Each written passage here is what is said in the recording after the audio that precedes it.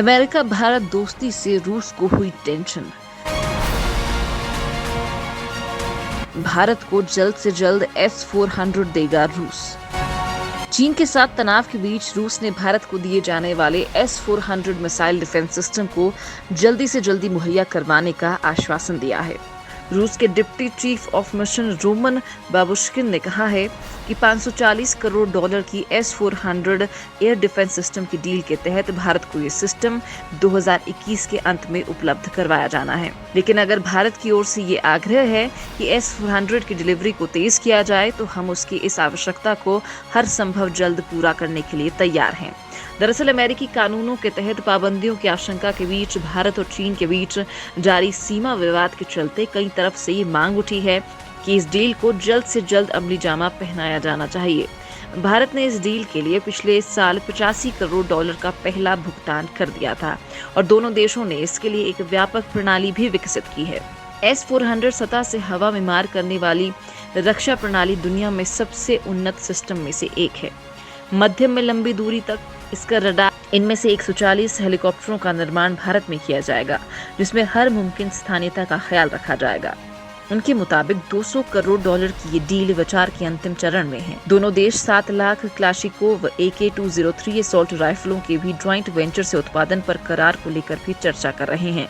इनके अलावा Su-30, MKI jet, T-90 प्रमुख जंगी टैंक, जंगी जहाज, पनडुब्बी और मिसाइलों को लेकर भी चर्चा कर रहे हैं। बंगलुरु में होने वाले एरो इंडिया एक्सपो 2021 में भी रूस की धमाकेदार मौजूदगी रहेगी और दोनों देश रूसी मूल के मिलिट्री हार्डवेयर के स्पेयर पार्ट के साझा उत्पादन के करार को भी जल्द लागू करने की दिशा में काम कर रहे हैं।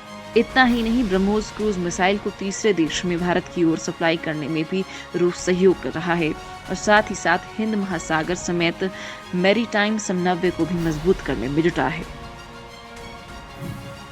क्वाड से रूस को सता रहा बड़ा डर। भारत, ऑस्ट्रेलिया, जापान और अमेरिका के क्वाड्रिलेटरल सिक्योरिटी डायलॉग यानी क्वाड को लेकर रूस को डर सता रहा है। हालांकि मालाबार नौसैनिक युद्धाभ्यास का जिक्र करते हुए रोमन बाबुश्किन ने कहा है कि मॉस्को को भारत के हिंद और प्रशांत महासागरों में inclusive maritime connectivity, disaster management, blue economy और मानवीय सहयोग को बढ़ावा देने वाले रवैये को लेकर जरा भी संदेह नहीं है। इसके साथ ही कहा कि क्वाड के सदस्यों की हिंद प्रशांत रणनीति को लेकर समझ अलग है और इसके लिए समग्र, खुले मन और आगे की सोच वाली बातचीत की दरकार है।